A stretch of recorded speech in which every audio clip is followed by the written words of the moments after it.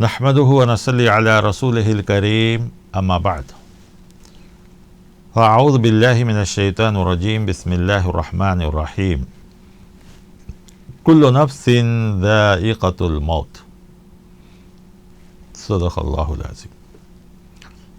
خواتین و حضرات، ریاض الصالحین کا جو باب آج ہے وہ ہے موت کو یاد کرنا اور آرزو کم کرنا، خواہش، آرزو، تمنا ان کو کم کرنا۔ امام نووی رحمۃ اللہ علیہ سب سے پہلے جو آیت اس باب میں لائے ہیں اپنے اصول کے مطابق وہ یہ کہ کل نفس ذائقۃ الموت، موت سے کسی کو بھی چھٹکارا نہیں۔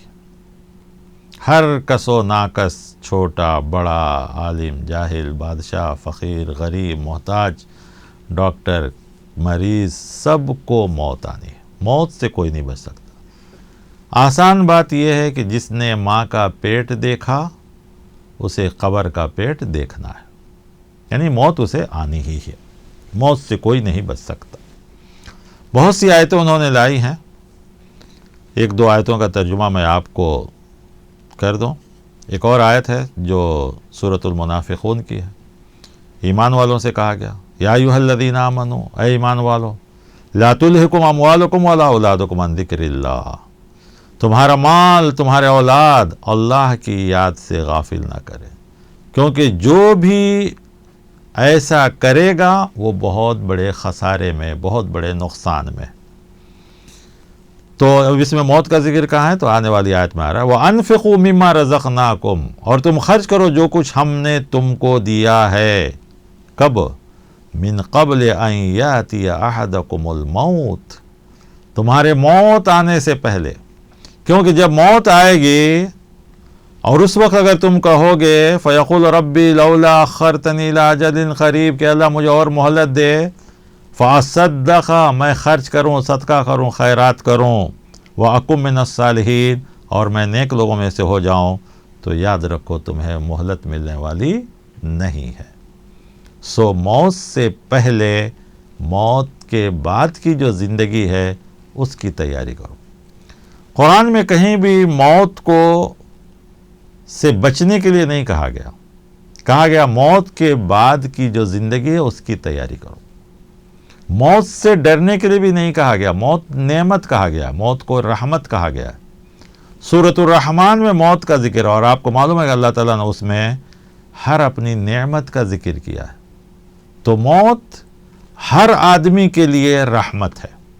آپ کہیں گے کیسے؟ موت آنے سے تو رشتہ داروں کو تکلیف ہوتی ہے، جان پہچان والوں کو تکلیف ہوتی ہے، اولاد کے جانے سے ماں باپ کو، ماں باپ کی جانے سے اولاد کو، بھائی کے جانے سے بھائی کو، شوہر کے جانے سے بیوی کو، بیوی کے جانے سے شوہر کو، یہ سب تکلیف ہوتی ہے۔ پھر رحمت کیسے؟ ہاں، یہ تکلیف وقتی ہے، تھوڑی دیر کے لیے ہوتا ہے، تھوڑے دنوں کے لیے ہوتا ہے، تھوڑے مہینوں کے لیے ہوتا ہے، لیکن اگر انسان اس موت کو رحمت اس معنی میں سمجھے کہ ایک مومن کو ایمان کے لانے کے بعد جو کچھ نیکی کرتا ہے اس کا حقیقی بدلہ جنت میں ہی ملنے والا ہے، دنیا میں نہیں۔ تو جب حقیقی سکون، اطمینان، راحت سب کچھ وہاں ہے تو آدمی کو تو چاہیے کہ جلد سے جلد اپنی تیاری کرے اور وہاں پہنچ جائے، تو گویا اس کے لیے رحمت ہی ہے۔ گنہگار کے لیے بھی موت رحمت ہے۔ آپ کہیں گے کیسے گنہگار کے لیے موت رحمت ہوگا؟ ہاں، اس لیے کہ جب تک وہ زندہ رہے گا اس کے گناہوں کی لسٹ بڑھتی جائے گی، موت آ کر اس کے گناہوں کی لسٹ کو ختم کر دیا۔ جتنا گناہ ہے اتنی ہی سزا۔ مثال کے طور پر اگر فرعون آج بھی زندہ ہوتا تو اس کے گناہ آج بھی بڑھتے ہی جاتے، اور اس کے گناہیں بڑھتے جائیں گے تو سزا بھی بڑھتی جائے گی، عذاب بھی بڑھتا جائے گا۔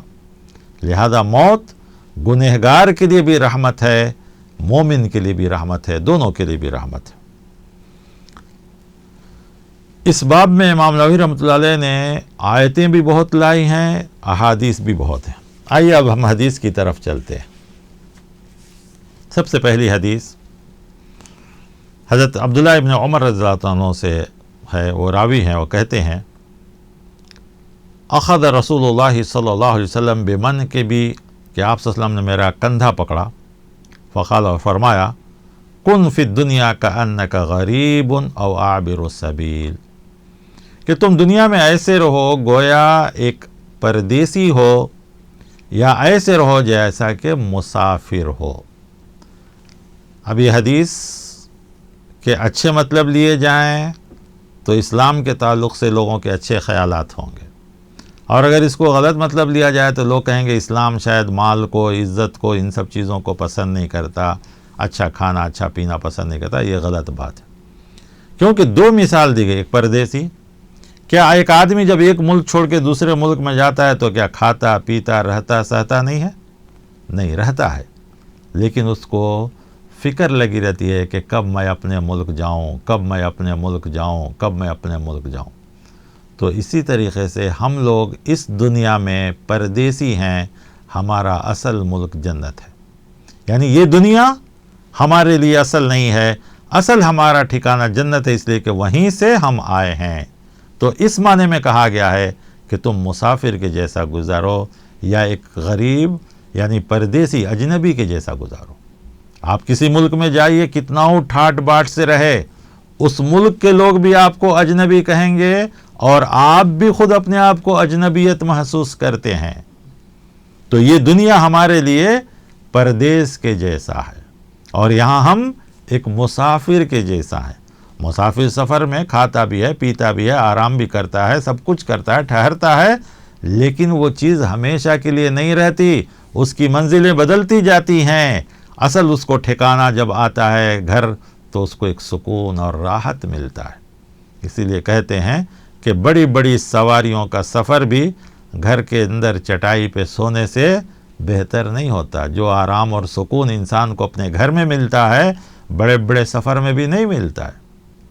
तो गोया हमें भी असल आराम और सुकून आखिरत में मिलने वाला है।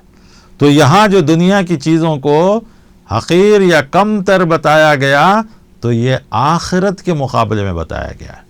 आइए एक दूसरी हदीस इन्हीं से रिवायत है। कहते हैं कि रसूलुल्लाह सल्लल्लाहु अलैहि वसल्लम ने फरमाया, मा हक़्क़ु इम्रइन मुस्लिमिन लहू शय्युन यूसी फ़ीही यबीतु लैलतैन इल्ला व वसीयतुहु मक्तूबतुन इंदह। हर मुसलमान को चाहिए कि वो अपने पास वसीयत लिख कर रखे।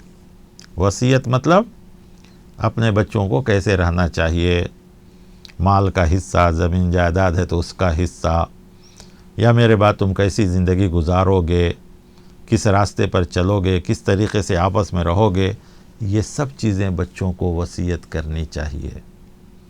पुराने ज़माने में लोग हज को जाते थे, उम्रे को जाते थे, तो ये सब करके जाते थे। पानी जहाज़ में जाते थे, यकीन नहीं होता था। अब तो लोग हवाई जहाज़ से ऐसा जाते हैं, 4 घंटे 5 घंटे में पहुंच गए सारी चीज़ें। लेकिन नहीं, आदमी को ख़ास कर जब सफ़र पे जाए या घर पे भी हो, मालूम नहीं कब इंसान को अल्लाह की तरफ से बुलावा आ जाए। तो कहा गया कि वसीयत अपने बच्चों को भी नेकी की करनी चाहिए, और अगर माल दौलत की वजह से फितने में पढ़ने का हो तो उसको भी औलाद को नसीहत करनी चाहिए। प्यारे नबी सल्लल्लाहु अलैहि वसल्लम एक बार एक जगह बैठे थे, और वहीं पे हज़रत अब्दुल्लाह इब्न मसूद रज़ियल्लाहु अन्हु थे, क्योंकि ये वाक़या वही बयान कर रहे हैं जो हदीस के अंदर है। तो आप सल्लल्लाहु अलैहि वसल्लम ने मुख्तलिफ़ लकीरें ज़मीन पर खींची, कोई स्क्वायर थी, कोई लंबी थी। इन सब लकीरों के खींचने के बाद आपने कहा, हादल इंसान, ये इंसान है, वहादा अजलुहु मुहीतन बिही, और ये उसकी मौत है जो उसको घेरे हुई है। वहादल लज़ी हुआ खारिजुन, और आपने एक लकीर पे हाथ रखा, कहा ये जो लंबी लकीर है वो इंसान की आरज़ू तमन्नाएँ ख्वाहिशें हैं।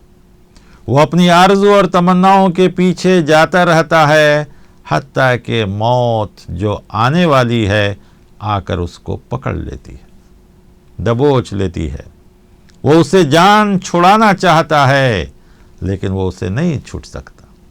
तो गोया मौत से कोई नहीं बच सकता। बड़े बड़े हकीम, बड़े बड़े डॉक्टर, बल्कि दुनिया में सबसे पहला शख्स जिसने बाईपास सर्जरी किया था, اس شخص کو خود ہارٹ اٹیک آیا تھا اور وہ اپنے گھر پہ بھی نہیں تھا، سفر میں تھا، کہیں دوسرے ملک گیا ہوا تھا۔ سوچ کر دیکھیے، کتنے ڈاکٹروں کو بھی ہم نے دیکھا ہے، کتنے حکیموں کو دیکھا ہے، کتنے عالموں کو دیکھا، بادشاہوں کو دیکھا، لہذا موت کسی کو نہیں چھوڑتی۔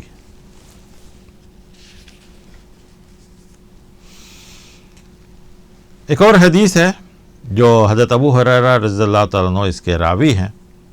رسول اللہ صلی اللہ علیہ وسلم فرماتے ہیں اکثروا ذکر ہاضم اللذات یعنی الموت، خواہشوں کو ختم کرنے والی، توڑنے والی، خواہشوں سے روکنے والی چیز کو ہمیشہ یاد کرو۔ پوچھا گیا کون سی چیز؟ آپ نے کہا الموت۔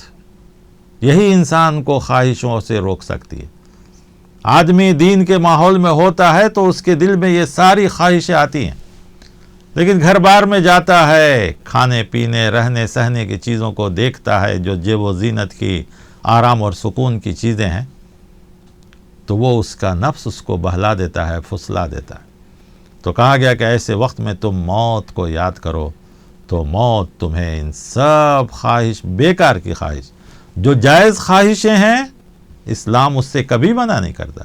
اچھا کھانا، اچھا پینا، اچھا رہنا، یہ اسلام نے کبھی منع نہیں کیا، بس جائز طریقے سے ہو۔ لیکن اسی خواہش میں پڑھ کر، خواہ وہ اولاد کی محبت ہو، مال کی محبت ہو، گھر بار کی محبت ہو، کپڑوں کی محبت ہو، گاڑیوں کی محبت ہو، کسی بھی چیز کی محبت ہو، اس میں پڑھ کر خواہشوں میں پڑ جانا، اس کو خراب کہا گیا ہے۔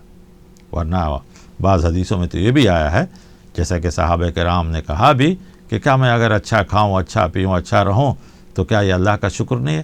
کہا ہاں اللہ کا شکر ہے، اللہ تعالیٰ خود جمیل ہے اور خوبصورتی کو، پاکی صفائی کو پسند کرتا ہے، تو شکر کے طور پر جو کیا جائے وہ درست ہے، ناشکری یا لالچ، حرص و ہوس یا شوق یا بیکار کی خواہشوں میں پڑھ کر کیا جائے تو وہ چیز غلط ہے۔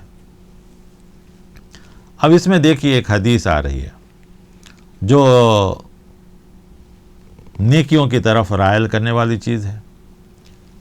حضرت ابی بن کعب رضی اللہ عنہ سے روایت ہے کہ آپ صلی اللہ علیہ وسلم جب رات کا تہائی حصہ گزر جاتا، رات کا اکثر حصہ گزر جاتا، تو آپ صلی اللہ علیہ وسلم جو ہے کھڑے ہو جاتے اور فرماتے اے لوگو اللہ کو یاد کرو، جسم پہ لرزہ طاری کر دینے والی چیز یعنی نفخہ آ گیا ہے، جسم پہ طاری کرنے، ہیبت طاری کرنے والی چیز آ گئی ہے، یعنی موت قریب آ گئی ہے، موت کو یاد کرو۔ قلت تو صحابی کہتے ہیں یا رسول اللہ انی اکثر الصلاۃ علیک فکم اجل لک من صلاتی، اللہ کے رسول صلی اللہ علیہ وسلم میں چاہتا ہوں کہ آپ پر کثرت سے درود پڑھوں، میں کتنا وقت لگا سکتا ہوں؟ آپ صلی اللہ علیہ وسلم نے فرمایا ما شئت، جو تو چاہے۔ تو صحابی نے کہا ربو، پاؤ۔ انہوں نے کہا تم جو چاہو، اگر تم زیادہ کر لو تو تمہارے لیے بہتر ہے۔ پھر صحابی نے کہا میں اپنا جو وقت ہے اس کا آدھا۔ تو آپ صلی اللہ علیہ وسلم نے کہا اگر تم چاہو تو اس سے اور زیادہ کر لو تو تمہارے لیے بہتر ہے۔ تو صحابی نے کہا فالثلثین، تو آدھے سے بھی زیادہ یعنی 2/3۔ قال ما شئت فإن زدت فهو خیر لک، قلت اجل لک صلاتی کلھا، تو انہوں نے، صحابی نے کہا اللہ کے رسول میں جتنا زیادہ وقت ہو سکے آپ کے اوپر درود کے لیے لگاتا ہوں۔ قال اذا تکفى ہمک ویغفر لک ذنبک، تو اب تو تمہارا غم، تکلیف سب کچھ دور ہو جائے گا اور تمہارے گناہ بھی معاف کر دیے جائیں گے۔ اب اس میں بظاہر ایک عمل بتلایا گیا ہے، تو موت سے اس کا کیا تعلق ہے؟ کہا گیا کہ تم موت سے تو بچ نہیں سکتے ہو تو کم سے کم موت کی بات کی زندگی کے لیے تیاری کرو۔ اس نیکی میں ایک نیکی درود کا پڑھنا بھی ہے۔ درود پڑھنا ہمیشہ یہ بھی ایک بہت بڑی نیکی ہے۔ آدمی کو زیادہ سے زیادہ وقت میں درود پڑھنا چاہیے۔ ہر جمعہ ہمیں خطبہ جمعہ میں دوسرے خطبے میں یاد کرایا جاتا ہے کہ ان اللہ و ملائکۃ یصلون علی النبی یا ایھا الذین آمنوا صلوا علیہ وسلم، ہمیں یاد کرایا جاتا ہے۔ تو درود پڑھنا بھی ایک نیکی ہے، اور خاص کر پیارے نبی صلی اللہ علیہ وسلم کے لیے یہ ایک بہت بہترین دعا ہے۔ تو ہمیں کثرت سے جو اور چیزوں کی نیکی ہے وہ کرنا چاہیے۔ اب سوال یہ کہ آدمی کیا موت سے بچ نہیں سکتا ہے تو موت کی دعا کر سکتا ہے کیا؟ اسلام میں یہ بھی منع ہے، موت کی دعا نہیں کر سکتے، موت کی تمنا بھی نہیں کرنی چاہیے۔ یا ایک مومن سمجھے کہ بھئی مجھے تو اصل بدلہ موت کے بعد ملنے والا ہے، تو کیا وہ موت کی تمنا کر سکتا ہے، موت کی آرزو خواہش کر سکتا ہے؟ نہیں۔ یا ایک گنہگار سوچے کہ ارے مجھے گناہ سے چھوڑنا مشکل ہو رہا ہے، چلو موت کی تمنا کرے تاکہ موت آئے گی تو گناہ ختم ہو جائیں گے، اتنا ہی گناہ کی سزا ملے گی، تو کیا وہ موت کی تمنا کر سکتا ہے؟ نہیں۔ موت کی تمنا کرنا، موت کی آرزو کرنا یا موت کی دعا کرنا اسلام میں منع ہے۔ حضرت ابو ہریرہ راوی کہتے ہیں لا یتمنی احدکم الموت، تم میں سے کوئی بھی موت کی تمنا نہ کرے، موت کی خواہش نہ کرے۔ کیوں؟ اما محسنا فلعلہ یزداد، اگر وہ نیکی کرنے والا ہے تو اسے اور نیکی کا موقع ملے گا جب تک اس کی زندگی رہے گی، اور جتنا نیکی کرے گا اس کو اتنا ہی زیادہ اور مقام اور مرتبے ملیں گے۔ اسی طرح وہ اما مسیئن، اگر وہ گنہگار ہے فلعلہ یستعتب، ہو سکتا ہے اللہ تعالیٰ اسے توبہ کی مہلت دے دے، یا اسے توبہ کی خواہش پیدا ہو جائے، توبہ کا ارادہ پیدا ہو جائے، اور توبہ کر لیا تو سارے گناہ سے بچ جائے گا۔ لہذا موت کی کبھی کوئی تمنا نہ کرے۔ اسی طرح اور ایک روایت میں حضرت ابو ہریرہ عنہ سے ہے کہ موت کی تمنا کرنے سے منع کرتے ہوئے کہا گیا ہے وَلَا يَدُو بِهِ مِن قَبْلِ أَن يَأْتِيَهُ إِنَّهُ إِذَا مَاتَ انقطع عمله، اس لیے کہ جب وہ موت آ جائے گی تو اس کے عمل کے راستے ختم ہو گئے۔ وَإِنَّهُ لَا يَزِيدُ الْمُؤْمِنُ عُمْرُهُ إِلَّا خَيْرًا، جبکہ مومن کی عمر اس کے لیے بھلائی ہی لے کر آئے گی، برائی لے کر نہیں آئے گی۔ ہاں، لیکن یہ بھی ہمیں اجازت دی گئی ہے کہ اگر کوئی مومن نیکیوں کے ساتھ تو زندگی کر رہا ہے لیکن کسی ایسی مصیبت میں مبتلا ہو گیا، ایسی ناگہانی آفت میں مبتلا ہو گیا جو اس میں اس کی کوئی غلطی اور کوئی یہ نہیں تھی، تو وہ آدمی یہ دعا کر سکتا ہے کہ اے اللہ جب تک زندگی میرے لیے بہتر ہے مجھے زندہ رکھ، یہ دعا کر سکتا ہے۔ اور اگر موت میرے لیے بہتر ہے تو مجھے موت عطا فرما، ما کانت الحیات خیرا لی، جب تک زندگی میرے لیے بہتر ہے تو زندگی باقی رکھ، اور اگر موت میرے لیے بہتر ہے، کیونکہ اس میں اللہ پر ہم نے اختیار چھوڑ دیا۔ ایک آدمی کہتا ہے کہ اللہ مجھے موت دے دے، انہیں اللہ پہ اختیار نہیں دیا، اس میں اللہ تعالیٰ کی مشیت اور ارادے کو نہیں رکھا۔ لیکن جب ہم کہتے ہیں ما کانت الحیات خیرا لی، جب تک زندگی میرے لیے بہتر ہے اے اللہ مجھے زندگی رکھ، اور اگر موت میرے لیے بہتر ہے تو مجھے موت، گویا ہم نے اللہ کے اوپر اپنی مرضی کو ڈال دیا، اور اللہ مرضی کا مالک ہے، وہ زندگی دے یا موت دے۔ لیکن ہم خود جو ہے ان چیزوں کی دعا نہیں کر سکتے، اس کی جو ہے ممانعت کی گئی ہے، اس سے جو ہے ہمیں روکا گیا ہے۔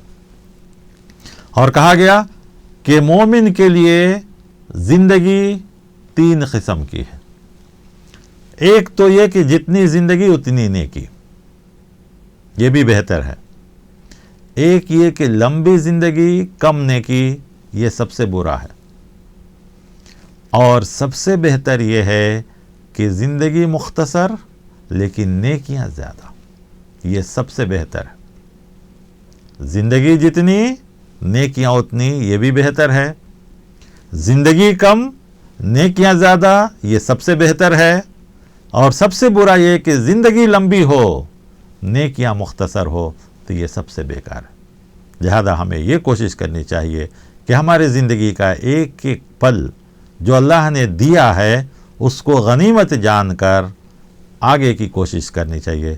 بہت سے لوگ کبھی کبھی گھبراتے ہیں اور پریشان ہو کر موت کو یاد کرتے ہیں، تو اس کے لیے ایک شاعر کہتا ہے اب تو گھبرا کے یہ کہتے ہیں کہ مر جائیں گے، مر کے بھی چین نہ پائے تو کدھر جائیں گے، کیونکہ یہ زندگی مختصر ہے، یہاں مدد کرنے والے بھی ہیں، ساتھ دینے والے بھی ہیں، تکلیف میں کام آنے والے بھی ہیں۔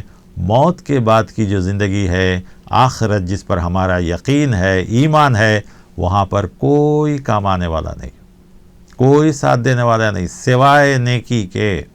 لہذا اس زندگی کو غنیمت سمجھ اور اس زندگی کو بہتر سمجھ، جس کو شیخ سعدی رحمۃ اللہ علیہ اس میں نہیں ہے، میں اپنی طرف سے کہہ رہا ہوں کہ شیخ سعدی رحمۃ اللہ علیہ نے ایک بہترین بات بتائی۔ انہوں نے فارسی میں ایک شعر کہا جس کا ترجمہ میں آپ کو کہہ دوں۔ وہ کہتے ہیں کہ اے بچے یا اے انسان، جب تو پیدا ہوا تھا تو رو رہا تھا، تیرے گھر والے خوشی منا رہے تھے۔ اب تو ایسی زندگی گزار کہ جب تجھے موت آئے تو اس دنیا سے خوشی خوشی جائے اور لوگ تمہارے لیے آنسو بہائیں۔ تو یہ کس شخص کے لیے ہوگا؟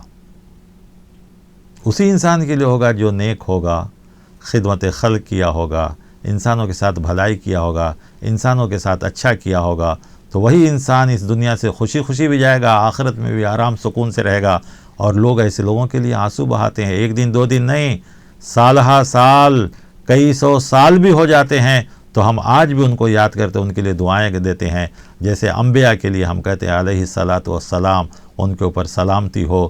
صحابہ کے لیے ہم کہتے ہیں رضی اللہ عنہ، اللہ ان سے راضی ہو، اور باقی کے جتنے نیک بندے ہیں ان کے لیے ہم کہتے ہیں رحمت اللہ علیہ، اللہ تعالیٰ کی رحمت ان کے اوپر ہو۔